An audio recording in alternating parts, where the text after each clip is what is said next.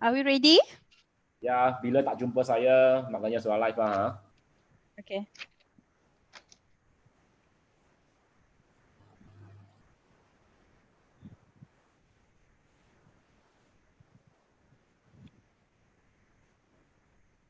Okay, ready. Hai, Assalamualaikum dan salam ceria. Bertemu kembali kita dah secara live di rancangan Buletin Hartanah. 30 minit bual bicara hartanah. Pada hari ini, saya Zarina bersamaan hari Isnin 13 April 2020. Kita dah melangkah kepada episod ke-6 pada minggu ini dan sudah pasti saya ada yang menemani saya pada hari ini.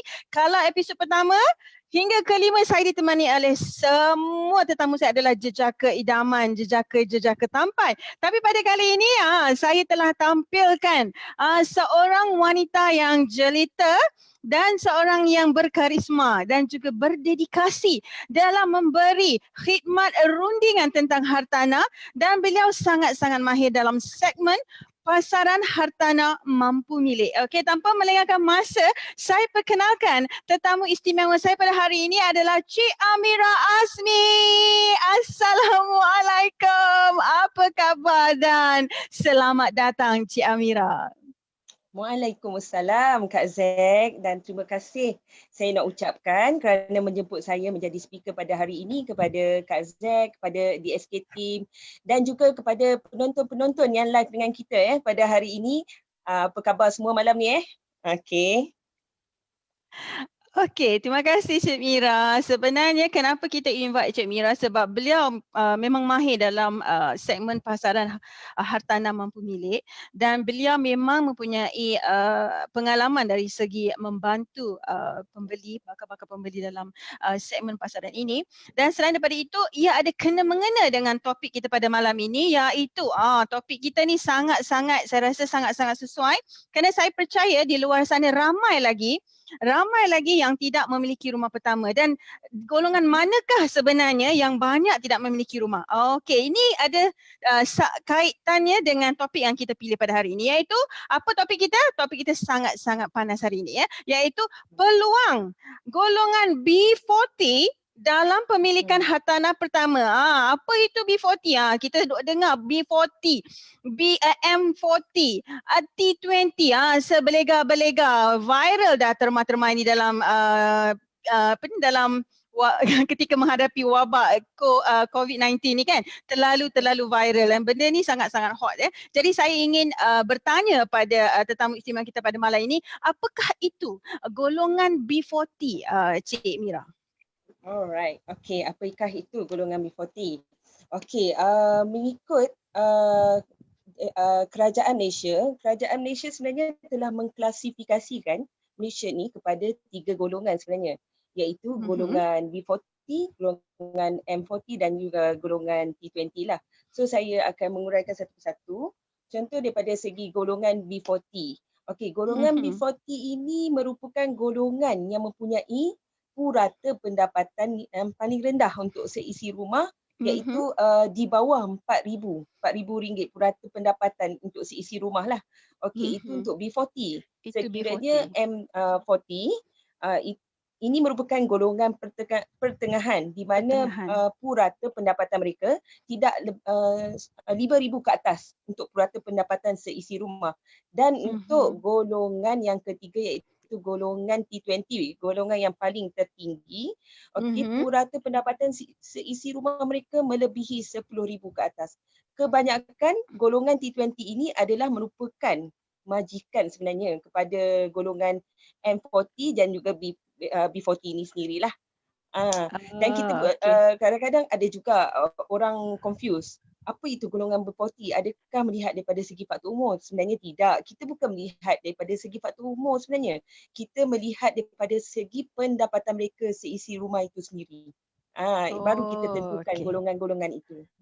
Okey. Sekarang baru kita terangkan dah, kita jelas dengan terma-terma yang sedang viral ni B40, M40 dan T20. So sebenarnya apakah dia adalah adalah inisiatif kerajaan sebenarnya mengklasifikasikan rakyatnya kepada 3 golongan mengikut pendapatan, isi rumah dan bukannya umur seperti yang disarankan oleh seperti yang diterangkan sebentar tadi oleh Cik Mira. Tapi since kita dah tahu definasi dia, kita dah tahu perbezaan antara 3 golongan ini, tapi kenapa, apakah sebenarnya yang menjadi kekangan ataupun masalah yang sering dihadapi oleh golongan B40 ini, kalau kita nak relate pada topik kita hari ini, dalam pemilikan hartanah?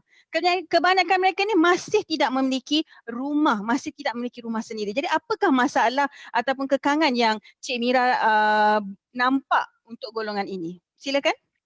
Okey, sebenarnya macam ni Kak Zack. Sebenarnya masalah ataupun kekangan yang sering dihadapi oleh golongan B40 untuk memiliki rumah ini sebenarnya boleh ditangani. Okey, poin saya yang nak bagi tahu di sini.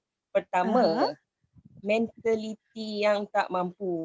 Mereka Macam ni mana sentiasa tu mentaliti yang tak mampu ni? mereka ni, golongan ni selalunya sentiasa dibelenggu oleh mentaliti saya tak mampu nak beli rumah ni, saya tak mampu nak beli rumah tu. Kadang-kadang kita suggest rumah 250,000, saya tak mampu nak beli rumah tu. Saya nak rumah sekian-sekian. Mereka banyak argue lah pasal benda ni. Jadi mentaliti Mereka tak yakin. mereka tak yakin, mereka rasa mereka tak mampu. Tapi sebenarnya Kak Zack sebenarnya kalau kita berurusan dengan ejen-ejen hartanah, mereka ini sebenarnya telah dilatih untuk menyemak kelayakan seseorang pembeli itu sebelum mereka suggest untuk membeli sesebuah rumah. Jadi mereka dah tahu, ejen property ni mereka dah tahu orang ini layak untuk membeli rumah berapa dia punya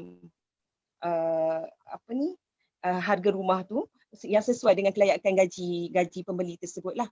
Itu poin saya yang pertama lah, mentaliti kalau mereka yang macam tak mampu itu. Kalau macam tu Cik Mira, sebenarnya bila bakal-bakal pembeli ni bertemu dengan ejen hartanah, mereka sepatutnya yakin dengan saranan ataupun cadangan yang diberikan kepada ejen-ejen hartanah ni, sebab selalunya kebiasaannya memang kita ejen-ejen hartanah ni telah dilatih untuk memberi cadangan kepada mengikut kemampuan dan juga mengikut kelayakan mereka. Betul ya? Betul. Ikut. Okey, itu poin saya yang pertama lah, mentaliti yang tak mampu. Poin saya yang kedua, kebanyakan pembeli rumah pertama ini, mereka ini banyak yang menyewa sebenarnya. Okey. So kemungkinan mereka ini rasa mereka ni selesa kerana telah menyewa terlalu lama, mereka selesa dengan rumah yang mereka sewa sekarang ni. Jadi mereka tak rasa untuk membeli rumah. Dan ada juga mereka ini yang dibesarkan oleh parents, ibu bapa yang menyewa sebelum ni. Jadi faktor turun-temurun juga sebenarnya. Mereka terikut-ikut dengan parents yang rasa mereka ni tak perlu membeli rumah rumah sendiri walaupun mereka layak untuk membeli rumah sebenarnya. Memang rugilah kalau macam tu Cik Mira. Contohnya memang rugi sangatlah sebab mereka dah menyewa lama, jadi dah terbiasalah dengan menyewa. Okey, ada contoh ke Cik Mira? Saya boleh katakan ada. Saya memang nak bagi satu contoh supaya kesedaran ni dapat disedari oleh golongan-golongan B40 ni. Okey, contoh macam keluarga Makcik Kia, okey. Amboi, Makcik Kia. Okey. Makcik Kia dah kaya, okey. Itu waktu sekarang, tapi sebelum ni dia menyewa. Okey, teruskan. Dia menyewa rumah dengan sewaan sebulan dia membayar RM900 sebulan. Dia mempunyai 3 orang anak dan rumah itu keluasan dia 700 square feet. Tapi sebenarnya Makcik Kia ni layak untuk membeli rumah 1000 square feet dengan bayaran bulanan baru dalam lebih kurang 1,000 ke 1,100 sebulan. Lebih kurang je dengan beza dalam RM100 ataupun RM200 saja. Beza dalam 100-200 saja. Jadi kalau mengikut keadaan sekarang ni sangat rugilah sebab kerana dia masih menyewa lagi. Kalau ikutkan keadaan sekarang dengan moratorium yang telah disarankan oleh kerajaan kita, siapa yang membuat loan dengan pihak bank, contohnya dari segi orang yang beli rumah, kereta dan sebagainya, macam rumah ni 6 bulan tak perlu bayar, tapi orang yang menyewa tetap juga akan membayar sewa rumah mereka. Itu merugikan mereka itu sendirilah. Itu poin saya yang kedua. Mereka ini Dan sudah lama menyewa. Okay? Dan yang pastinya saya rasa you bayar bertahun-tahun, 5 tahun hingga 7 tahun. Ada yang kadang-kadang sampai berbelas tahun pun ya menyewa dan Betul. akhirnya tetap bukan rumah kita. Betul? Betul, mereka membayar rumah orang. Baik kita beli rumah sendiri dan membayar rumah kita sendiri. Betul tak? Betul. Alright, Okey. okay. Itu poin saya yang kedua lah. Aha. Kalau, okay. Poin saya yang seterusnya, poin yang ketiga okay, poin saya yang ketiga, kebanyakan golongan 40 ini, pengurusan kewangan mereka tidak baik.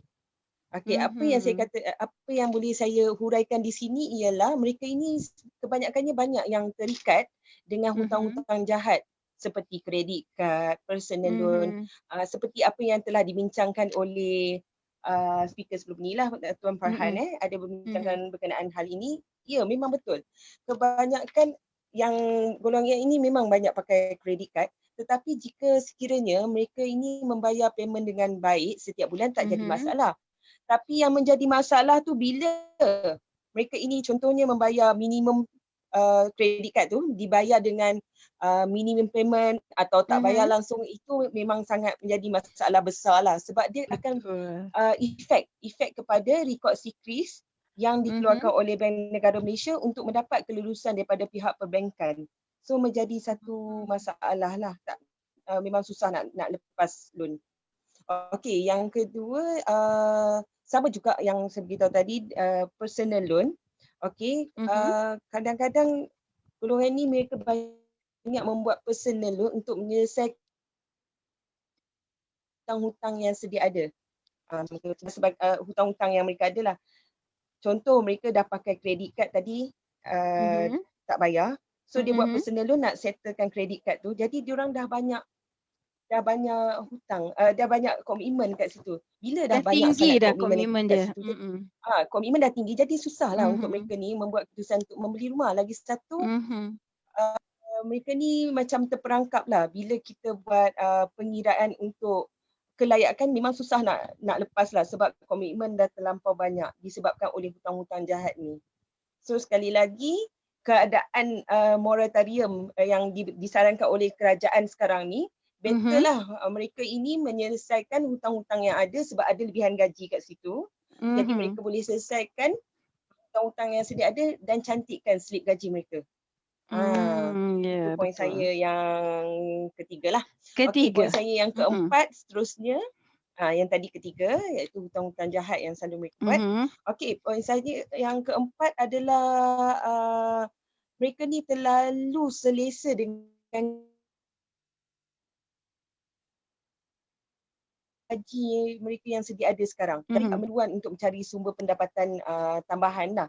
Contohnya mereka juga kita boleh bagi cadangan di sini, mereka boleh juga membuat pendapatan jika gaji mereka kecil, tak cukup. Jadi mereka boleh buat pendapatan tambahan, contoh mereka boleh buat jualan online ataupun yang paling senang lah macam kita semua ni, mereka ni boleh juga untuk buat part time menjadi ejen hartanah, ejen kukuh ke kowi, insurans. So dokumen-dokumen income yang mereka dapat ini dapat support untuk kelayakan kelulusan loan mereka tu nanti. Jadi menambah sumber pendapatan lah bagi poin saya yang keempat lah. Okay, itu dia. So ada satu lagi yang saya rasa, satu lagi kekangan di mana ada di antara golongan-golongan B40 ini ada kesukaran untuk mendapatkan loan ataupun pinjaman daripada institut keuangan kerana mereka tidak menjaga dokumen-dokumen penting. Ada setengah-setengahnya bekerja tapi tidak main payslip. Dan ada yang bekerja ada payslip tak ada pula potongan EPF ataupun KWSP. Dan setengahnya terlibat dalam bisnes. Betul ya Cik Mira? Dan dalam bisnes mereka tak ada pun register SSM. Tidak juga mengisytiharkan mereka punya pendapatan dari perniagaan mereka dengan lembaga hasil. Jadi agak situ ada sedikit kesukaran sebab kebanyakan mereka tidak ada kesedaran dari segi bagaimana cara-cara untuk langkah-langkah untuk untuk proses pemilikan hartanah tersebut. Setuju Cik Mira? Mencantikkan dokumen lah untuk Ya. pemilikan. Saya setuju. Betul. Sebab Okey, so memang kalau perlukan saya recap dokumen-dokumen balik, yang penting lah. betul, sebab kita nak minta pinjaman kan, jadi kita kena make sure yang kita punya dokumentasi semuanya dalam keadaan yang cantik dan lengkap. Okey, so kalau saya huraikan sebentar Betul. tadi, apakah antara masalah dan kekangan yang dihadapi oleh kebanyakan, majority of golongan B40 adalah salah satunya yang seperti Cik Mira bagi tahu sebentar tadi adalah mentality. Mentality ni lebih kepada saya tak mampu. 2 tahun akan datang, saya masih tak mampu. 3 tahun, 5 tahun akan datang, masih lagi mentaliti yang sama, saya tidak mampu. Dan yang kedua adalah terlalu lama menyewa dan menyebabkan mereka selesa berada dalam comfort zone dan tidak memikirkan langsung untuk memiliki rumah sendiri. Itu yang kedua. Dan ketiga seperti yang Cik Mira ajukan sebentar tadi adalah pengurusan keuangan yang kurang baik, iaitu mereka terlalu terikat dengan hutang-hutang seperti credit card dan personal loan dan accumulate daripada situ dan bertambah dan sebagainya. Dan yang keempat adalah terlalu selesa. Ini satu lagi keselesaan, iaitu dah terlalu selesa dengan pendapatan sekarang, dengan tidak memikirkan, kerana kesedaran untuk membeli rumah itu tidak ada. Jadi mereka rasa cukuplah dengan bayar sewa, gaji saya cukup dengan bayar sewa dan saya tidak perlu untuk mencari punca rezeki yang lain. Dan yang kelima sebentar tadi adalah kekurangan ataupun dokumen-dokumen permohonan pinjaman yang kurang lengkap. Okey. So dari situ kita ada 5 poin ya Cik Mira. So untuk itu kita dah tahu dah definasi, dari segi definasi kita dah tahu dah masalah yang mereka hadapi. Jadi bagaimanakah yang kita nak tahu, apakah cara-cara, bagaimanakah cara-cara golongan B40 ini nak rebut peluang untuk buat pemilikan hartanah? Macam manakah peluang? Apakah peluang yang ada dan bagaimanakah cara mereka untuk rebut? Silakan Cik Mira. Rebut peluang. Okey. Okey Kak Z Okey, daripada segi konteks ini, poin saya yang pertama yang saya perlu tekankan di sini, kita mesti melihat daripada segi gaji mereka itu sendiri, gaji mereka. Okey, jika mereka ini ingin memiliki hartanah bernilai 250,000, gaji bersih yang perlu mereka ada, ini contoh gaji bersih yang perlu mereka ada adalah dalam lingkungan 2,500 bersih setelah ditolak EPF SOCSO. Okey, tetapi sekiranya mereka mempunyai banyak komitmen, contoh seperti kereta, PTPTN, personal loan, credit card dan sebagainya, kita akan mengambil kira gaji dalam lingkungan RM3,000 untuk memiliki hartanah bernilai 250,000 itu tadilah.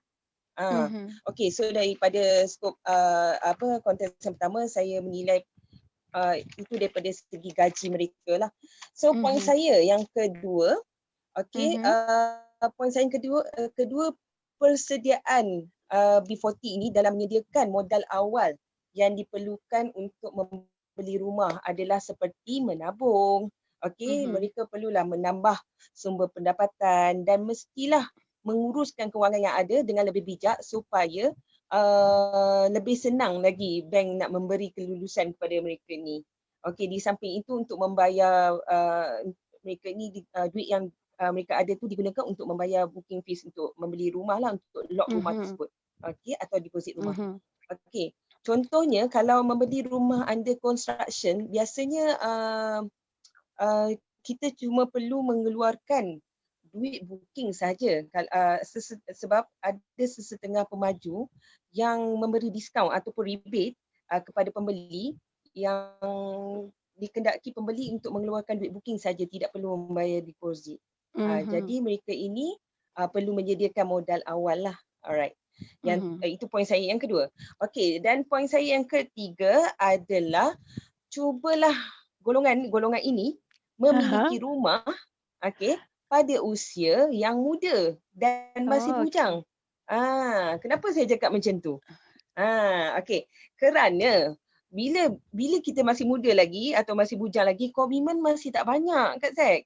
Jadi senanglah untuk mereka ni mendapat kelayakan kelulusan daripada pihak bank sebab komitmen masih tak ada lagi. So satu lagi, premium insurans pun Premium insurans mereka, contoh macam MRTA, MRTT untuk pemilikan rumah ni pun kecil. Tak Masih perlu kecil, masih rendah. tak Ya. membayar premium yang besar. Masih rendah Okey. lah. Dan satu lagi saya nak tekankan kat sini, sekiranya membeli pada usia yang awal, mereka ini dapat menarik loan maksimum. Maksudnya bayaran bulanan mereka itu dapat menjadi kecil. Bayaran bulanan tu dapat harga yang sangat murah lah maksudnya. Prinsipal yang mereka bayar itu sangat murah berbanding dengan mereka beli pada waktu usia yang dah lewat lah. Lewat dah. Okay. So itu poin saya yang ketiga lah. Jadi membeli rumah pada usia yang muda. Yang keempat, poin saya yang keempat adalah macam mana? Dan satu lagi Macam mana, Kak mungkin saya nak menambah di situ sebenarnya. Saya nak menambah sedikit sebenarnya. Jika dia beli rumah pada usia muda, kadang-kadang mereka ni masih duduk dengan parents atau kadang-kadang dia duduk dengan kakak, dengan abang. So mereka ni tak perlu pun duduk dekat rumah yang dia beli. Jadi dekat situ mereka boleh terus sewakan dan mereka dapat passive income. Betul Cik Mira? Betul.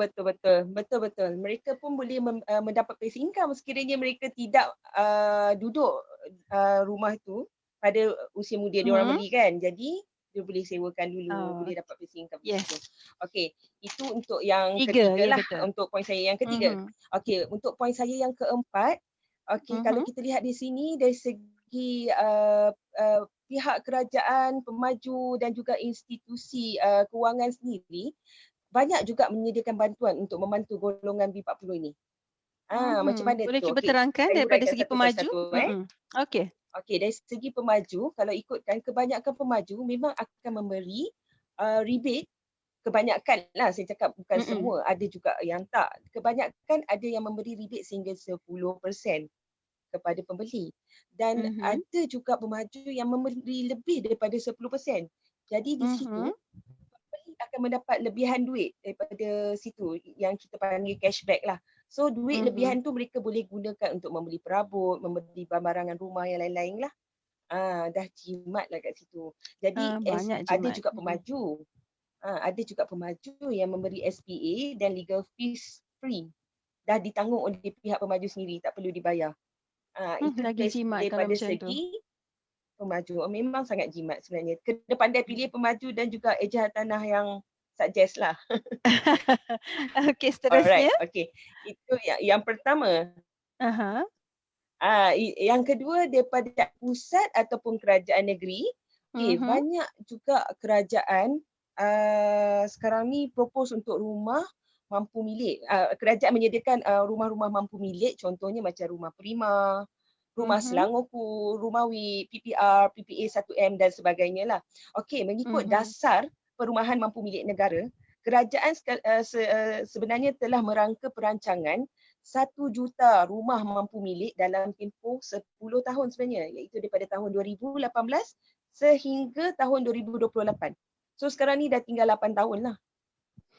So rugilah kepada orang yang tak 8 tahun membeli rumah saja, sekarang. memang kena rebut. Kena rebut peluang ini. Okey, kalau ikutkan definisi rumah mampu milik itu sendiri, ialah rumah yang memenuhi keperluan dari segi kualiti dan lokasi, mampu dibeli dan pembeli rumah itu sendiri masih mempunyai keupayaan kewangan untuk membeli keperluan-keperluan asas mereka yang lain lah. Itu definisi untuk rumah mampu milik itu sendirilah oleh pihak kerajaan. Okey, itu daripada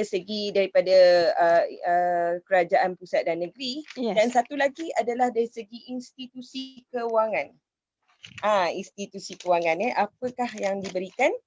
Okey, sebenarnya banyak juga skim-skim yang diberikan kepada golongan ini untuk membeli rumah. Contohnya banyak skim yang boleh diperolehi daripada pihak perbankan inilah sendiri. Iaitu contohnya daripada Bank BSN sendiri. BSN telah mengeluarkan untuk memberi skim perumahan belia iaitu SPB 2020. Iaitu mereka memberi dana subsidi RM200 sebulan selama 2 tahun kepada pembeli rumah pertama secara berturut-turut. Contohnya jika pembeli itu membayar prinsipal rumah tu, Dan harga bulanan rumah tu dia. RM1,500. Jadi mereka cuma perlu bayar RM1,300 di mana mereka jimat RM200 selama 2 tahun berturut-turut. Itulah subsidi, dana subsidi yang diberikan kalau mereka ni mengambil skim perumahan belia SPB. Okey, Yes. tapi skim ni juga sesuai untuk hartanah RM100,000 ke RM500,000. Pengecualian duty stamp juga diberikan 50% dan skim ini cuma layak untuk pembeli rumah pertama sahaja sebenarnya, Kak Zack. Rumah Untuk pertama rumah saja kedua tak ya. layak, rumah pertama sahaja layak. Okey. Okey, selain daripada tu, skim ni saya rasa skim yang kedua ni sangat ramai orang selalu dengar dan kerajaan pun selalu war-warkan skim ni, iaitu skim rumah pertamaku, SRP. Betul, SRP. Kak Zack? Memang selalu dengar Yes, pernah dengar. SRP. Pernah dengar. Okey. Ya. Sebenarnya skim rumah pertamaku ni adalah skim yang memberi pembiayaan 100% kepada pembeli tanpa perlu mengeluarkan wang pendahuluan 10% kepada pihak pemaju. Ini dah cukup Maksudnya jimat. kalau sangat jimat lagi. Memang sangat jimat jika mereka mengambil skim inilah, skim rumah pertamaku. Okey, dia terbuka kepada warga negara Malaysia yang berumur 35 tahun ke bawah. Pendapatan kadar mereka mestilah tidak lebih daripada RM5,000 sebulan kalau perseorangan, dan jika bergabung nama tidak melebihi RM10,000 sebulan. Pendapatan Okey, mereka so ya. itu pendapatan mereka, dan banyak juga bank-bank yang terlibat untuk skim rumah pertamaku inilah. Antaranya nama-nama bank yang besar lah seperti Maybank, kita ada CIMB, RHB, Bank Islam, Hon Leong, M-Bank dan beberapa bank lain lagi. So kalau nak tahu dengan lebih details boleh rujuk website srp.com.my. Dekat situ ada senarai bank semualah yang terlibat untuk rumah pertamaku ni. Itu dia, Cik Mira siap dah bagi rujukan tu website dia www.srp.com.my. Okey, kita dah tahu tu bagaimana cara-caranya ya yang telah disarankan oleh Cik Mira sebentar tadi. Bagaimanakah golongan ini boleh rebut peluang untuk memiliki hartanah pertama mereka. Tapi saya nak tanya pada Cik Mira, kenapa looking at this year kan, waktu sekarang ni, waktu kita tengah bersedia memerangi wabak COVID-19 dan dalam keadaan sekarang ni, krisis, kenapa golongan B40 perlu rebut untuk memiliki hartanah pada tahun ini? Bukan tahun depan ataupun 2 tahun depan. Bukan, tapi kena hari tahun ini juga. Apa kelebihan yang mereka akan terima kalau mereka merebut peluang untuk membeli hartanah mereka yang pertama pada tahun ini? Silakan. Okey, dekat sini kita boleh lihat poin saya yang pertama daripada segi soalan ini, kenapa golongan B40 ini perlu merebut peluang untuk membeli hartanah pada tahun ini. Poin saya yang pertama, kerana kemudahan yang disediakan oleh pihak bank itu sendiri dengan kadar keuntungan dan juga interest yang lebih rendah yang mereka akan dapat, pembeli akan dapat. Contohnya interest itu menurun disebabkan oleh keadaan ekonomi semasa sekarang. Kebanyakan bawah 4% lah. Tapi dia lagi murah actually daripada government loan. Government loan 4% tapi ni lagi murah. Okey. Tapi kita kena tertakluk juga, tengok jugalah kepada scoring dan juga documentation daripada pembeli tersebut jugalah. Okey, dan saya yakin bayaran bulanan pun tidaklah yang membebankan mereka ini. Itu dari segi poin saya yang pertama lah. Yang kedua, poin saya yang kedua, okey, banyak pemaju sekarang yang membina rumah mampu milik seperti cendawan tumbuh lah sebagai pilihan mereka. Okey, jika tidak direbut peluang ni sekarang, mungkin kategori rumah ni mungkin kategori rumah ni tidak akan wujud lagi pada masa akan datang. So contoh pemilikan rumah pertamaku, rumah selangorku contohnya. Syaratnya tidaklah terlalu ketat. Kalau orang dah tahu, senanglah. Syaratnya cuma macam pemilikan rumah selangorku itu, seseorang pembeli itu tidak boleh memiliki hartanah di dalam Selangor. Tapi tak kisahlah dia bukan orang Selangor ke orang mana ke, tapi dia still boleh beli hartanah. Cuma dia tidak boleh ada rumah high cost di Selangor. Maksudnya rumah sama ada rumah pertama ataupun dia pernah beli rumah tapi bukan high cost lah. Low cost masih boleh apply lagi. Tapi sekarang ni kita merujuk kepada pemilikan rumah pertama. Jadi sesuai lah kalau pembeli nak beli rumah pertama, banyak juga melalui skim rumah Selangorku ya. rumah Selangorku itu. Okey, poin saya yang ketiga. Okey, poin saya yang terakhir actually, poin yang ketiga. Sebenarnya banyak lebihan rumah juga di pasaran dan ini memberikan pilihan kepada golongan B40 ini untuk mencari rumah mereka, dan boleh juga mereka boleh memilih sama ada untuk membeli rumah di bawah under construction ataupun rumah subsistence, iaitu rumah second hand lah. Jadi mereka banyak pilihan. Itu saja yang saya nak terangkan. Jadi tak ada sebab kenapa mereka tidak memilikinya pada tahun ini, betul? Betul, mereka perlu merebut peluang ini sebab banyak dah kita bagi sebenarnya. Okey Cik Mira. Okey Cik Mira, terima kasih atas saranan dan penerangan. Okey, untuk sebelum kita move on, saya nak recap semula poin-poin yang kita dah kumpulkan sebentar tadi.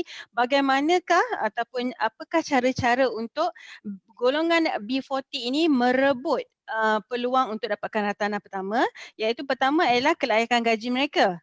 Okey, dan untuk jagakan kelayakan gaji ni mereka perlulah menjaga pinjaman-pinjaman yang lain. Seharusnya mereka mendahulukan untuk pemilikan hartanah selain daripada pinjaman-pinjaman yang lain. Itu dari segi gaji dan kelayakan.